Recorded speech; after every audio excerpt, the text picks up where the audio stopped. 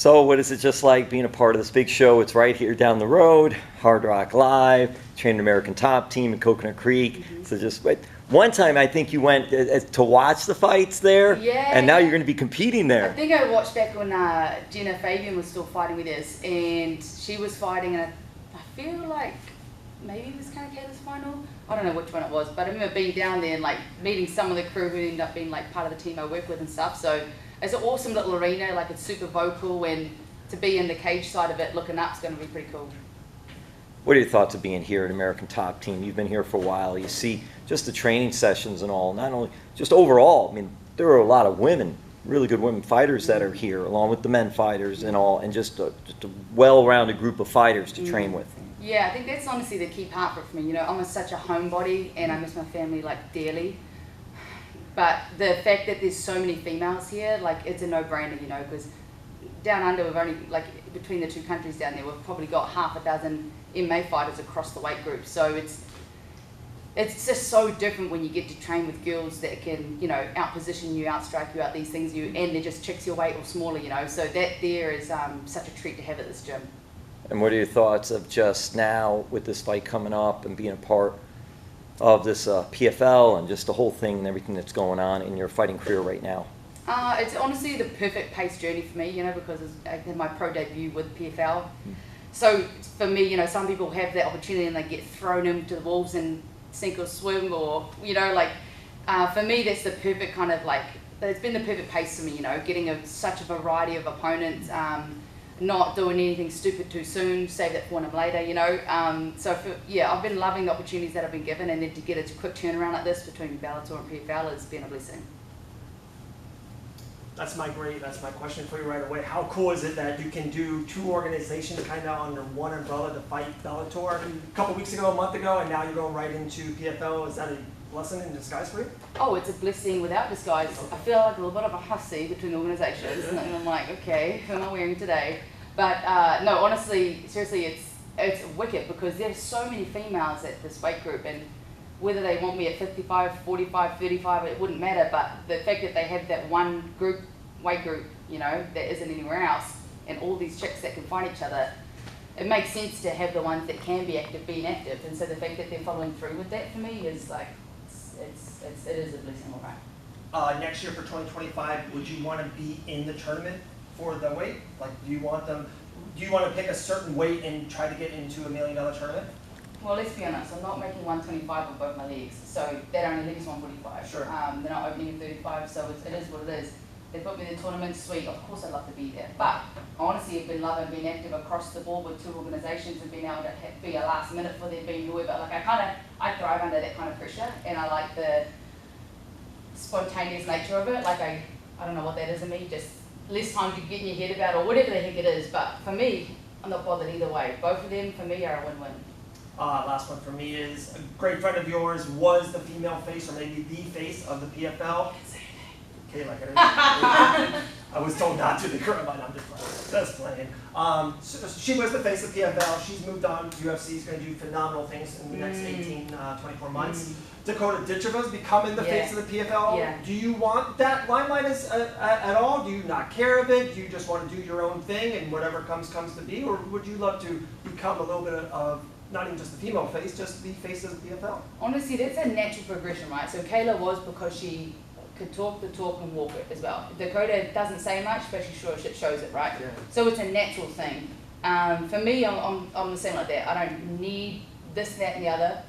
If my fight shows it and I can chat shit afterwards and people enjoy watching it, then that's cool. And if I can be a role model for young girls coming up, or like someone that somebody wants to fight, all these types of things are what make you that kind of person. So I think naturally if it comes about, then cool. And naturally people are like, she's a bit lame, then I do something different, so I'm not so lame and I get more fights, you know. So we just keep doing what we've been doing so far, and I think that's a recipe there for whatever I am. It's always great to talk to you. With that being said, you brought up they don't have a female bantamweight division. If that was in place, I know a lot of people were shocked that Kayla was able to make 135, which she obviously did quite easily. She did that beautifully, beautiful weight cut. Is that a weight cut you think you could do? Do you think you could make 135? And would you like to compete there? I can make it 135 next week. Like I don't walk heavy, it's no secret. When I weigh in at 5 weeks, they think I'm in a different weight group, but they said that last time. So that's it. I feel good at whatever weight that I'm walking around at. I walk at this weight all year round, and I've fought at different weight groups. So if they had it, then hell yeah, I'd be in there. Like, you know, I train with the girls at that weight, like the Kaylas, the Yanas and stuff, and I am their size. I'm not as big as Kayla and she can make it, but I am their size, you know what I mean? And I cut weight pretty easy when I have to, and that's certainly something that in the future we'll look at, for sure. You're talking about all these other girls that train here in the women's bantamweight division. Who, in your opinion, is just the absolute best training partner? Like, is always there, always showing up for everybody, super safe rounds. Who is that girl? Honestly, for us bigger girls, they all are. I know it sounds cheesy. I know the smaller girls have issues because you all have had so many injuries, you know. And it is hard because you have to train with bigger people, so you can get more risky rounds. For us bigger ones, there's no one that is a risk, but we've got like such great partners that are like the best in the world at jiu-jitsu. You've got B and Mesquita there. You've got Kayla with auto grappling and MMA finesse, you know, and then the Yanas and stuff. So the two Martin sisters as well, like smooth, safe training partners. Everybody gives a different look for any style that you need. For me especially, you know, if I can be good at grappling and I think I'm great here, I'll go with one of them and be like, I'm actually pretty shit there. You know, so everybody can expose something on you in this gym, and they all will show up, no matter who it is, where it is, what time it is. Everybody's going to show up for each other, and that's again another beautiful part about training here as a bigger girl. So, thanks, Michelle, Steve from the Fighting News, how you doing today? I'm good, how are you? Great, great. So you mentioned a lot of people that we've seen at PFL fight.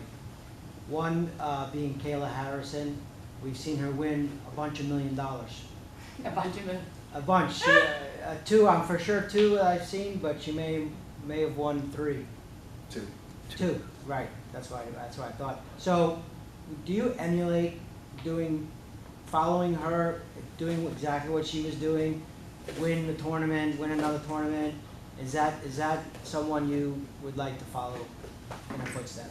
No, I feel like her and I, as much as we're so similar, we're like soul sisters outside the gym, and we've similar enough fighters.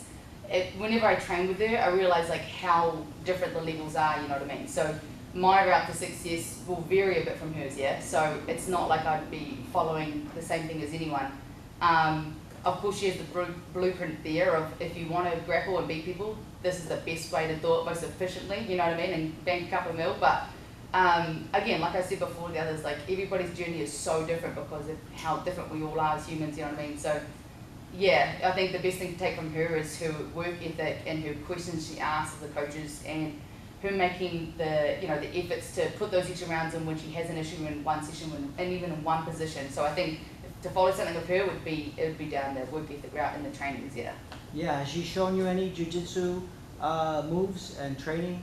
More so, like the biggest things I like to take from her is the control on the ground, like before even submitting, and obviously the cage work. I could be on there against a girl that's obviously going to be bigger than me, but she's so efficient with the foot sweeps, the trips, the shows, banking 2 or 3 attempts together to hit the 3rd. So I think that's probably like the biggest asset she has, especially someone that watches and helps with my training and stuff. That's probably the one thing I like to pick her brain about the most, because it's such an exhausting position to be in if you're not doing those small things right, and she does them perfectly. Right, right. And if you had to plan out your future with PFL, what would it look like?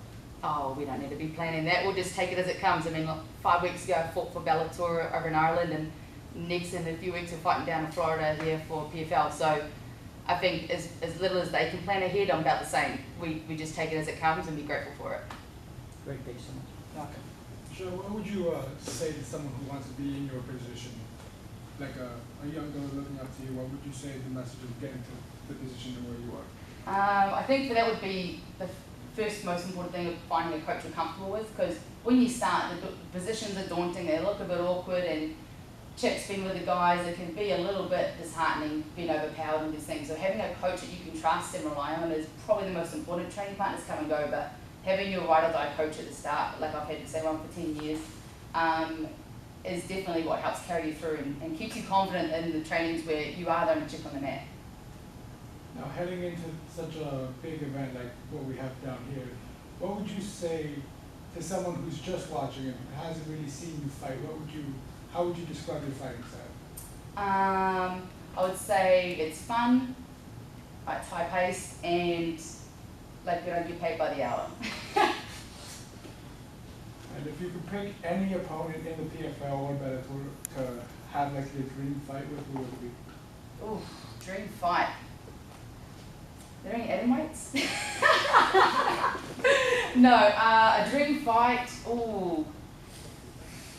Shit, that's a toughie.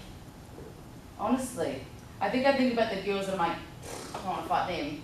Dakota, Kayla, my girls see that I train with them, like, they're shit hot. But no, I don't think I would have a dream fight that I'd want to have. And I feel like once you say that, people try and hunt that and let go of all the other names that are out there, Thank you.